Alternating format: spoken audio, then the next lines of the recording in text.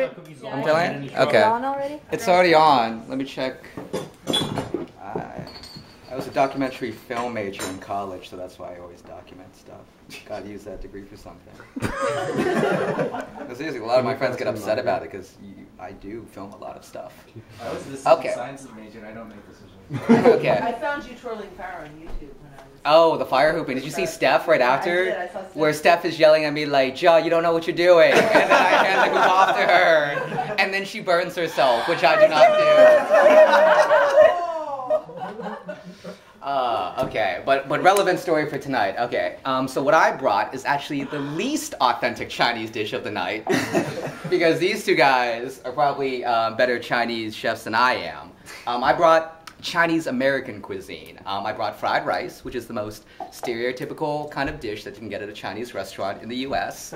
It's like fortune cookies, which are also an American invention, invented in New York. A lot of the cuisine that you get from Chinese American restaurants was invented in the U.S. Even like my culture, where my folks are from, Sichuan, it's actually called Szechuan here, and spelled completely differently because they use this old anglicized version, not the modern pinyin. But the reason why I brought fried rice, a very Americanized Chinese cuisine, is I'm a very Americanized Chinese person.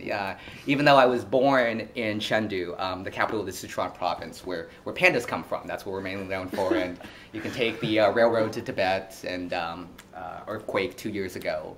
But now we're being trumped by the Tibetan earthquake, and actually people have forgotten about the Sichuan earthquake. When I mention it to people have no idea what I'm talking about. That's because everybody that tries to complain about the churches, or not churches, the schools collapsing. Yeah. Everyone, we have a very short attention span for earthquakes because they come so often. Poor Haiti. I immigrated to the U.S. when I was 3, and I actually grew up in southwestern PA, in Canonsburg, where Sarah's Candies is from. But back then, that was the main industry, and there was also the Giant's Ice Factory in the center of town. Now it's known as South Point, which I hate, because don't call the town I grew up in after the tech park that's near it. But when I was there, so my parents came on a student visa, and we were literally the only Asian family in Canonsburg. Literally. Like, I'm not exaggerating. We were the only Asian family in Canonsburg.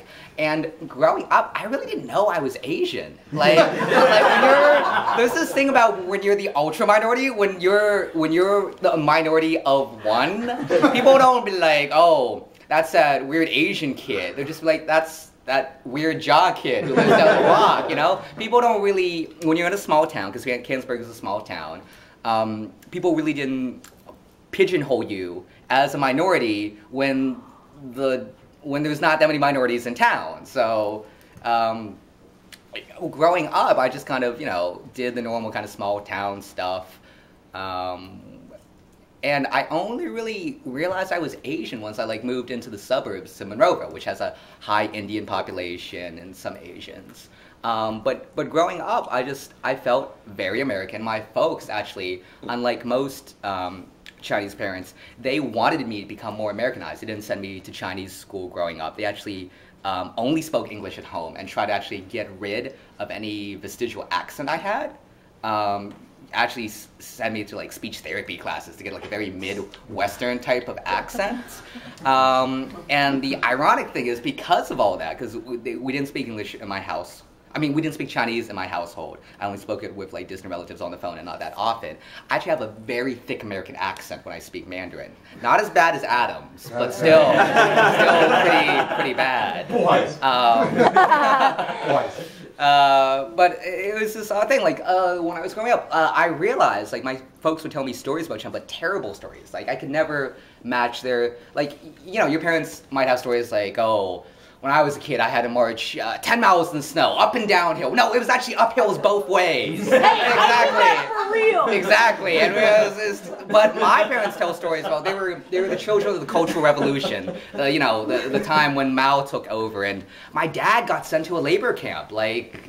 Serious, really scary, hardcore stories. And my dad was a rebel, and just recently I went to a punk rock party. And I'm close to my family now. I went to school out west, but I'm close to my family now. I go to their house every weekend for brunch. I mentioned I was going to a 70s Sex Pistols party. And I was like, you have anything in the closet? And my dad was like super excited. He pulled out these things called Holi Warriors, these shoes from the 70s. They're like Converse All-Stars, but like from China. And like he spent 1/3 of his monthly salary on these shoes. I've heard of those. Yeah, they're really cool. They're really popular in Europe right now. Badass, but these are like originals. Like if I was walking, I don't know, in a certain district in like London's fashion district, someone would probably offer a few thousand to just buy it off of me. But they're like really cool shoes. And he was telling me these stories about like, yeah, so he was, you know, political dissident, rebelled a lot, got sent to a labor camp. Weird stories like he would trade his food rations for cigarettes because he was that much of a badass. Like, it's just ridiculous. Like right now, you know, after a ridiculous number of degrees, because Asian families love that, after his PhD and MBAs, he has dual PhDs and several masters. He's much more conservative now, but back then, he was a badass. And like, growing up, you should just realize like there's some things you can't match. I will never be as Asian as my parents, nor will I be as cool as them, and I've kind of accepted that. So that's why I'm just like a dorky American. Like there's this term growing up in the Asian community that if you're a Chinese American, you're either an egg or a banana. So like an egg is white on the outside and yellow on the inside. So those are dudes with an Asian fetish like Adam. Or this guy right here. I'm gonna deny it. Bananas are the opposite, kind of like me, where you're yellow on the outside, but relatively white on the inside. So when I went to college, I kind of wanted to get away from the folks, and you know, I'm much closer to them now, but then I just wanted to get on the opposite coast. So I went out west to California to study, and I was like, wow, now I'm gonna be Asian, right? Like that's where the Asians are at, right? So like I'm gonna be amongst my people. It's not like Pittsburgh where there's like maybe, you know, like 5 Asian kids in my high school and like elementary school it was just me. So I would look in the mirror, I guess. But yeah, when I went to California Bay Area, you know, so a lot of Asians, and I was actually the house manager of the Asian themed dorm. So it was all Asians and dudes with Asian girlfriends, and, you know, stuff like that. But actually, you know, I realized like, you know, it's you know, when you fetishize Asia like that, where you're just kind of, you know, there's one thing to be proud of your ethnicity, but my college was weird that they had all these theme dorms where people would always kind of segregate themselves. I just was not that into it. I actually, you know, it was just house manager for like their one semester. I didn't enjoy it that much.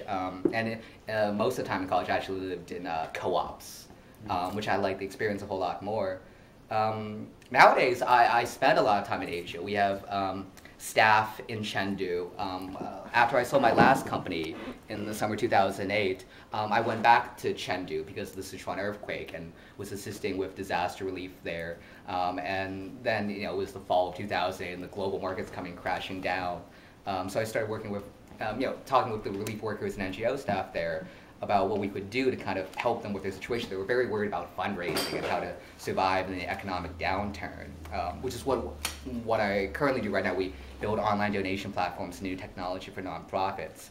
But even though we're a U.S. company, I wanted to create you know, sustainable jobs there, have more ties, more reasons to visit my family in Chengdu. So you know, we have an office there. But I realized when I'm there, I'm the American. I mainly speak English there because I have a terrible accent when I, you know, do negotiations in Mandarin. And you just do better in China as a white guy, as Adam will attest. Just I'm right. I think I got money.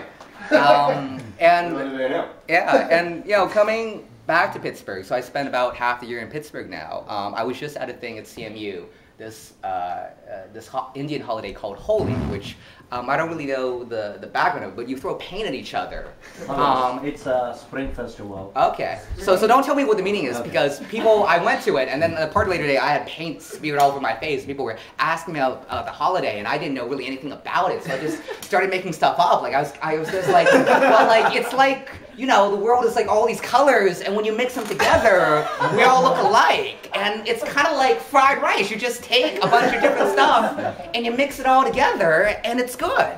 And that's what I realized. It's all good. It's all good. Yeah.